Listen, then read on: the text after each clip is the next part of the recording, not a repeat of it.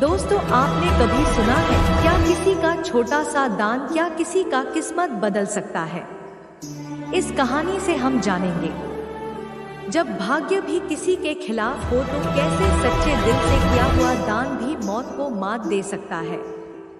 दोस्तों, यह कहानी बहुत ही विशेष और ज्ञानवर्धक कहानी है। मुझे उम्मीद है कि यह कहानी आपके जीवन में बहुत कुछ नया सीखा कर जाएगी। नमस्कार दोस्तों, आप सभी का हमारे चैनल स्टोरी में दिल से स्वागत है। दोस्तों, कहानी के अंत तक जरूर बने रहे। यह कहानी एक बहुत बड़े सेठ और उनकी पत्नी की है, जिनके जीवन में कोई भी उम्मीद नहीं थी। परंतु एक समय ऐसा आया कि उनकी सारी जिंदगी ही पलट गई। बहुत समय पहले एक दीनदयाल सेठ और उनकी पत्नी सुमित्रा थी। वो दोनों मां काली के बहुत बड़े भक्त थे। सेठ दीनदयाल अपने गांव वालों के साथ न्याय और धर्म का पालन करते थे और गांव वाले भी सेठ दीनदयाल से बहुत प्यार करते थे। परंतु उनकी एक ऐसी चिंता थी जो उन्हें बहुत अंदर ही अंदर सताए जा रही थी। सेठ दीनदयाल के कोई भी संतान नहीं थे। बहुत प्रतीक्षा करने के बाद अब सेठ दीनदयाल और उनकी पत्नी सुमित्रा की उम्र ढल रही थी। एक दिन सभी गांव वालों में यह चर्चा का विषय बन गया। सभी गांव वाले आपस में बात कर रहे थे। सेठ दीनदयाल के एक भी पुत्र नहीं है। जब दीनदयाल ने यह बातें सुनी तो उनको बहुत दुख हुआ। अब दीनदयाल सोचने लगा, उनके पुत्र न होने पर उनका राजभवन का और इस गांव का रक्षा कौन करेगा। सेठ दीनदयाल अपनी पत्नी सुमित्रा से कहता है, हम निसंतान हैं। अब तो यह बातें गांव वालों में भी होने लगी है। अब हमें संतान के लिए मां काली का हवन करवाना होगा। शायद हमें पुत्र की प्राप्ति हो जाए। सेठ दीनदयाल और उनकी पत्नी ने मंदिर में मां काली का बहुत बड़ा हवन करवाया। परंतु कुछ महीने बीत गए, फिर भी सेठ दीनदयाल को संतान नहीं हुआ। सेठ दीनदयाल बहुत दुखी मन से सोचने लगा, इतनी पूजा पाठ करने के बाद भी मुझे संतान का सुख क्यों नहीं हो रहा है। अब वो अपने भाग्य और किस्मत को कोसने लगा। एक दिन सेठ दीनदयाल के भवन के पास एक बहुत बड़े ज्ञानी संत आए हुए थे।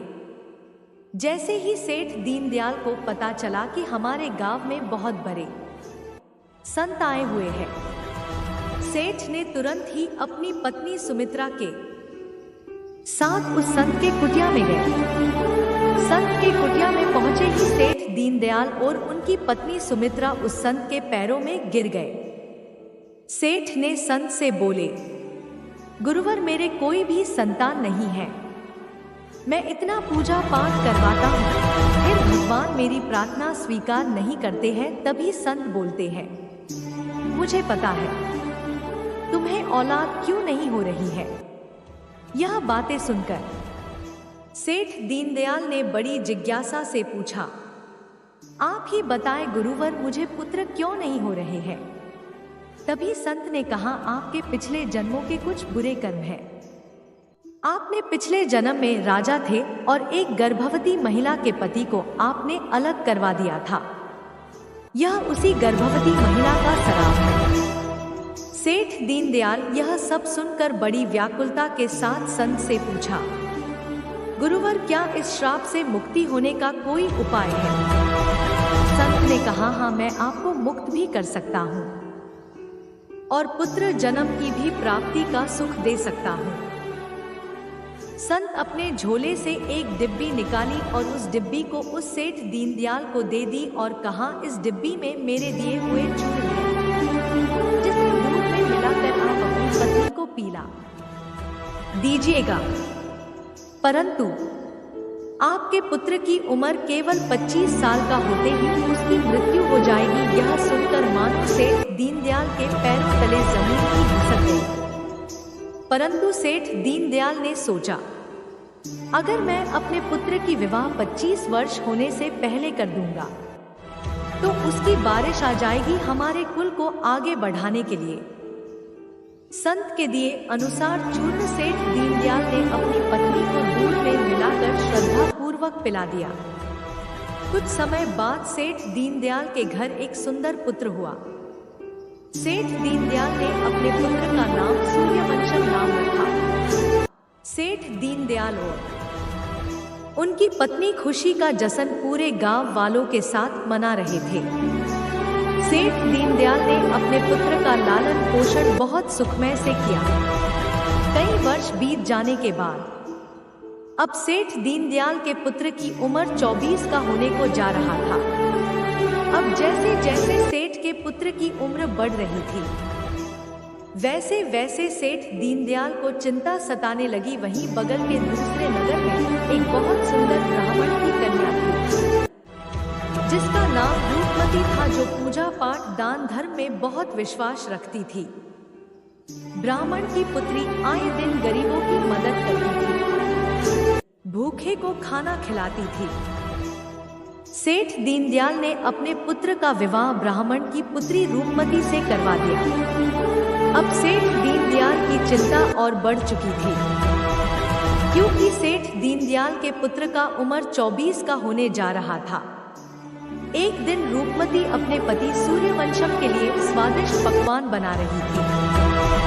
जैसे ही अपने पति के लिए खाना तैयार कर ही रही थी कि दरवाजे पे किसी की आवाज आई। आवाज सुनते ही रूपमती दरवाजे पे गई। दरवाजे पे एक भूखा गरीब व्यक्ति था। रूपमती ने उस व्यक्ति से पूछा, बाबा आपको क्या चाहिए? उस व्यक्ति ने कहा, बेटी मुझे बहुत दिनों से भूखा हूं।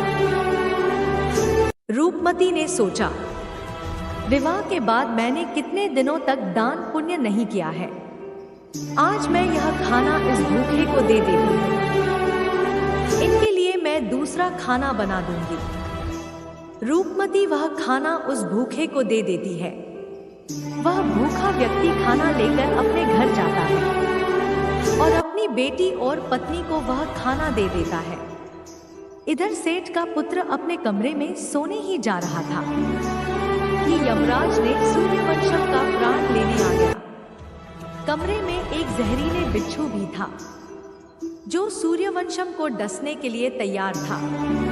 इधर यमराज सोच रहा था, जैसे ही यह बिच्छू इस व्यक्ति को काटेगा, वैसे ही मैं इसकी आत्मा लेकर यमलोक चला जाऊंगा। उधर उस गरीब व्यक्ति की बेटी खाना खाया और कहा, जिसने भी मुझे यह खाना दिया है, उसका सुहाग 100 वर्ष जिए। यह दुआ उस लड़की के दिल से निकला था। उधर जैसे ही बिच्छू सूर्यवंशम को काटने वाला था कि उस लड़की के दुआ से एक देवदूत प्रकट हुआ, जिसने उस बिच्छू को भगा दिया और यमराज को रोक दिया और कहा, तुम इसकी जान नहीं ले सकते। अगर किसी श्राप लग सकता है तो किसी का दुआ भी लग सकता है, क्योंकि रूपमती के दान पुण्य पूजा पाठ से सूर्यवंशम श्राप से मुक्त हो गया। सच्चे हृदय से निकली बद्दुआ कभी व्यर्थ नहीं जाती, परंतु सच्चे हृदय से निकली दुआ भी खाली नहीं जाती। हमें कोशिश करनी चाहिए कि हमसे किसी का भी दिल न दिखे।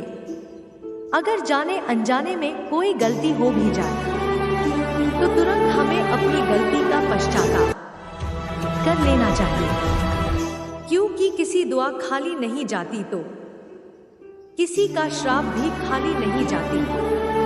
हमारे कर्म लौट कर जरूर आते हैं, चाहे फिर इस जन्म में या फिर उस जन्म में।